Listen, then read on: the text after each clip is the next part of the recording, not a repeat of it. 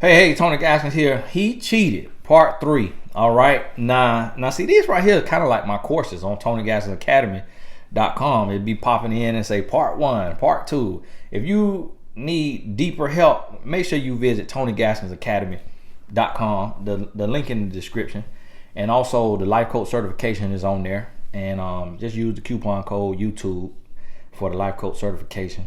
And make sure you get there if you really need some extra help. But back to what I was saying. Now, this right here, part 3, I want to talk to the enablers. If this man done cheated on you and done been caught more than once, I don't care what kind of cheating it is, because for one, you don't know the whole truth.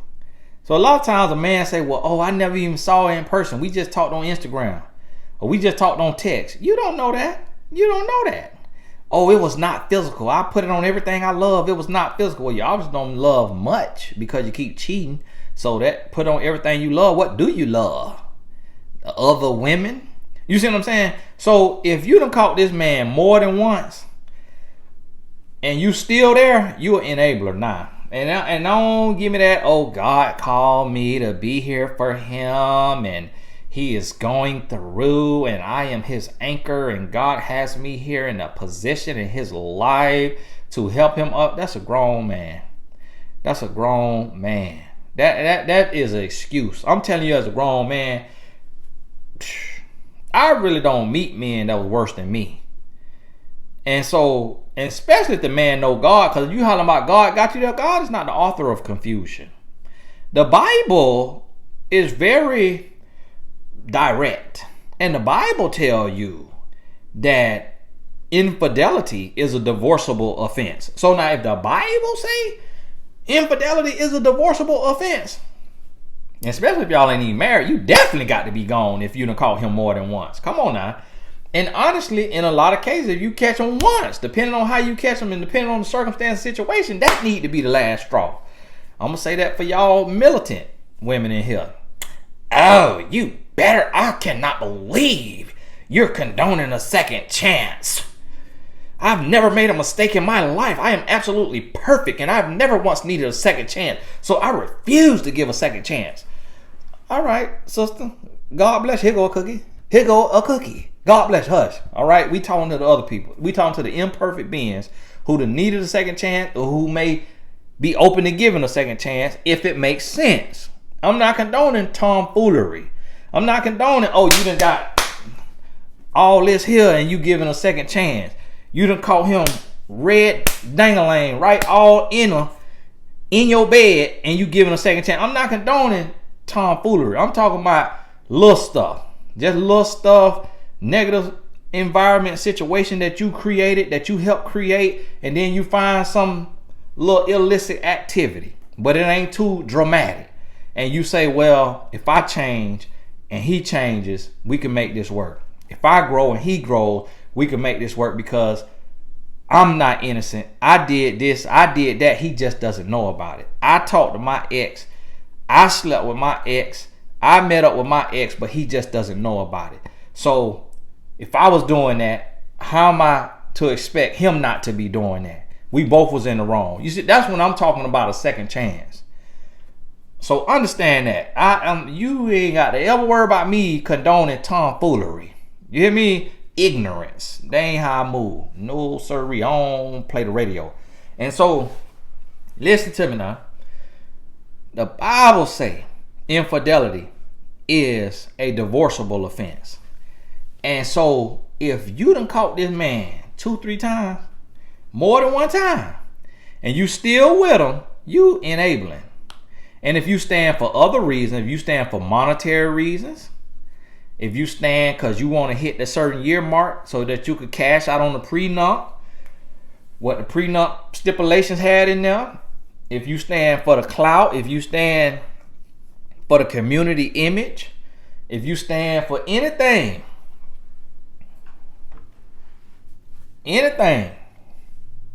other than self-love, and that don't even go together, because it's hard to have self-love if somebody keep cheating on you emotionally or physically or the both, and you don't even really know what all went down, but you just believing what they're telling you because they done manipulated you with their words and with their sob stories and with what they done been through. Listen, I've been around people had to sleep outside with the dogs and they doing fine today and they ain't cheating.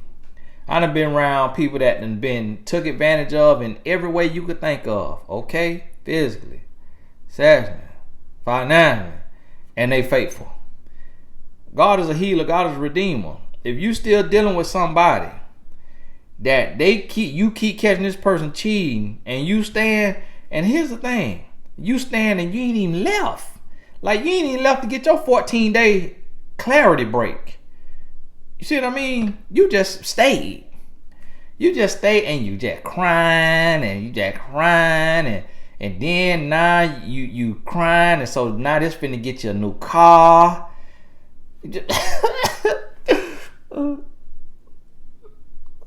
Is that a ring? Is that a new ring?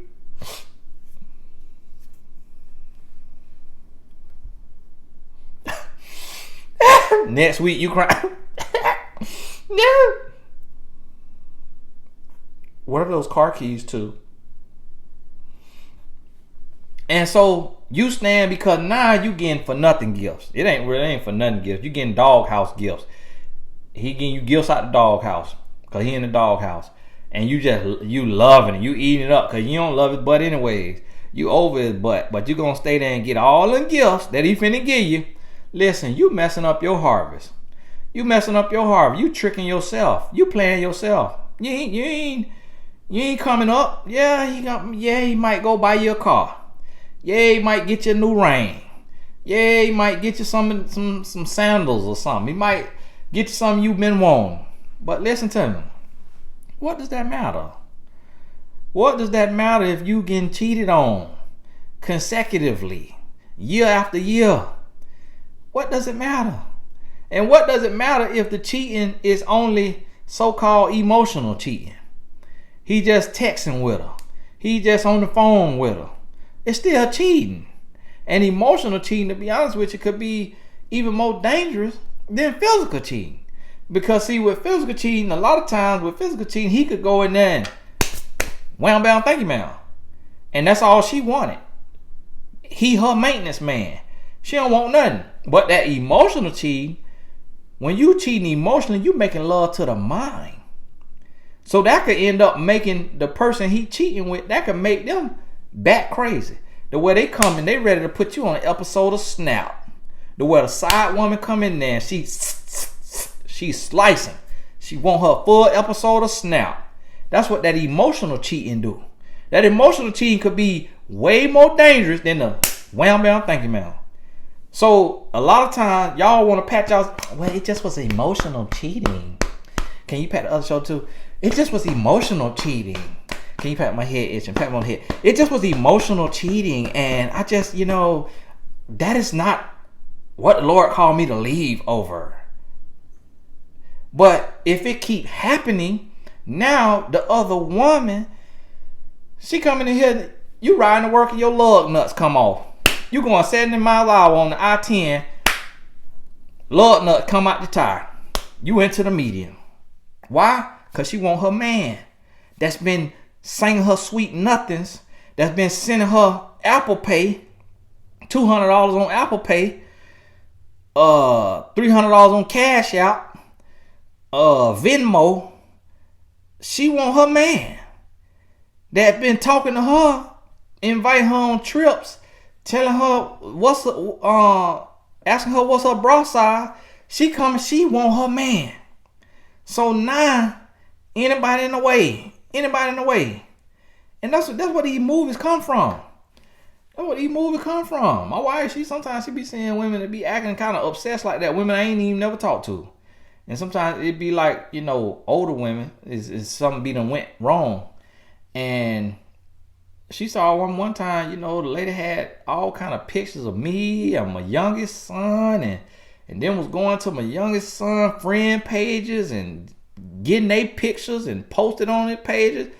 Yeah, my wife had to block her on all our accounts. Had to block her because she was like, "Hey, that person's mind could be gone. You entertain that. Next thing you know, somebody come up missing.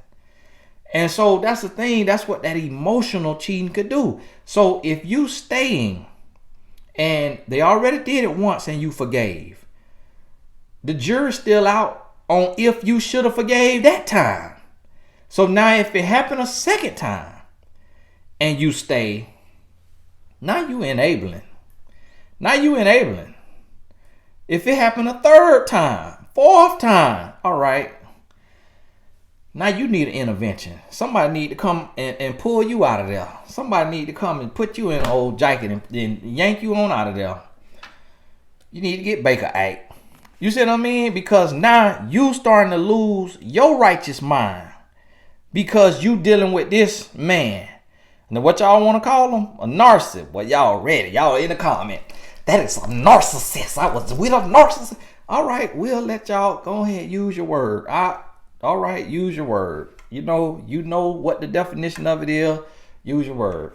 So now you dealing with your narcissist and you on second, third, fourth, fifth chance and you delusional. You wrapped up in what he telling you. You believe in everything he telling you. All the excuses about, oh, it was painful as a childhood. Oh, stuff happened to me as a child. And think about it is, when you dealing with one of them ends, he might be telling you stuff didn't even happen. Yeah, one time I was trying to sleep and the neighbor crawled through my window. He ain't even use Vaseline. He didn't even use Vaseline. And so now you like, oh my goodness, your neighbor did that to you? He came through the window and he didn't use Vaseline on you. And so now you can't just come here, just hug me. So this is what I'm trying to tell you. I'm a man. I know these men. If he that broken, if he that hurt, if he done been messed up that long, okay, let him go. Just sit in therapy. That's not on you. Turn him over to Jesus. Turn him over to the pastor, to the prayer warrior, to the prayer team. And you go and write down while you praying with that divorce paper. And go and get your divorce and let the Lord have him. If the Lord want to use him for ministry, let the Lord have him. Let the Lord redeem him. But you ain't got to be sitting there believing all this stuff. And even if it is true, okay, well, you need to get a hold of that before you get in a relationship. Get a hold of that and then think about a relationship. Point blank period. If a grown man walking around breathing and talking and teaching and corroborating and collaborating and doing business and got a job and making money, he got enough sense to be faithful.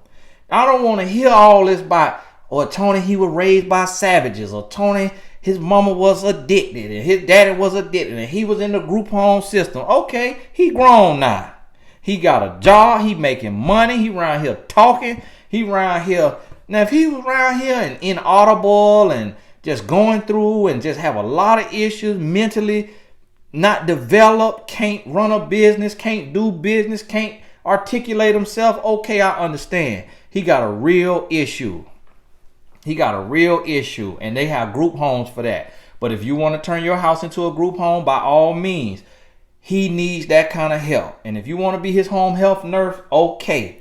But if this man out here doing business, he working a job, he own a company, he talking, he collaborate, he building, he got dissertations, he doing all that, he got enough sense to get the help to heal and to grow and to be faithful.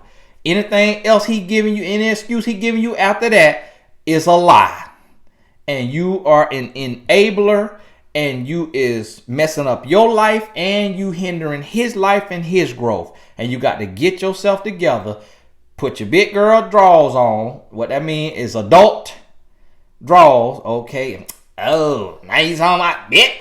Who you calling big? No, I mean, you're a grown woman. Put your grown woman underwear on. And go on about your business. Go on about your business.